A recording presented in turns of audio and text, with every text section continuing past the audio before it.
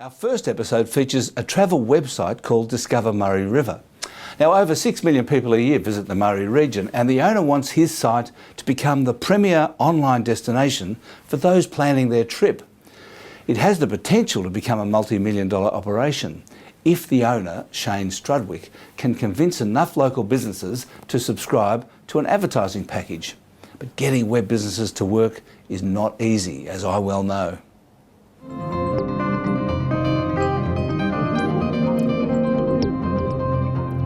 Hi, I'm Shane Strudwick. I'm from Discover Murray River. I'm the director, and we promote tourism and travel services along the whole Murray River from source to sea.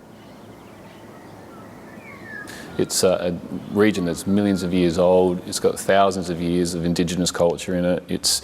It opened up Australia in the European time when settlers first came out, and then it's just got a plethora of Australian history from bushrangers to paddle steamers.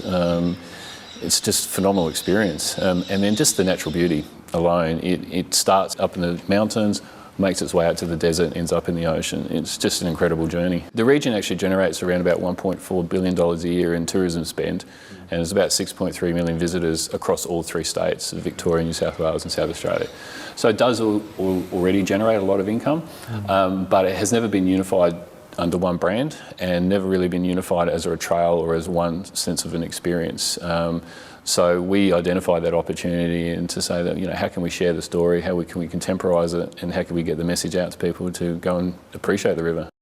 So we are the largest website that represents the whole Murray River across the three states. 2012 we had 1.2 million visitors, so we average around 3,000 plus visitors a day coming to the website.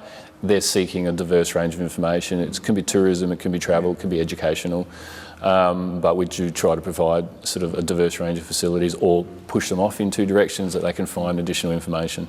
The advertising revenue that we generate is a strong model because we're well optimised, we're focused on what the industry needs but the community needs as well. So yeah, that's generally where a lot of our income comes from. We do have other merchandise and other strategies as well, but largely it's about being front and centre for the actual business. Funding has probably been the biggest challenge. We've bootstrapped a lot of the business and that has allowed us to organically grow the business, but it's also slowed us down from a competitive point of view because I want to gallop ahead because I can see how things are done, but you need capital.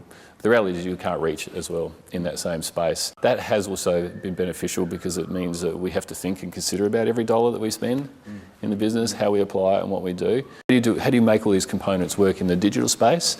But then you also need the cash flow to generate tangible product as well, because covering a region across three states costs a lot of money. There's capital involved, there's distribution costs, there's all sorts of things like that. So having that reach as well. So we're in a good position, but the next stage takes another capital injection and focus on both those resources.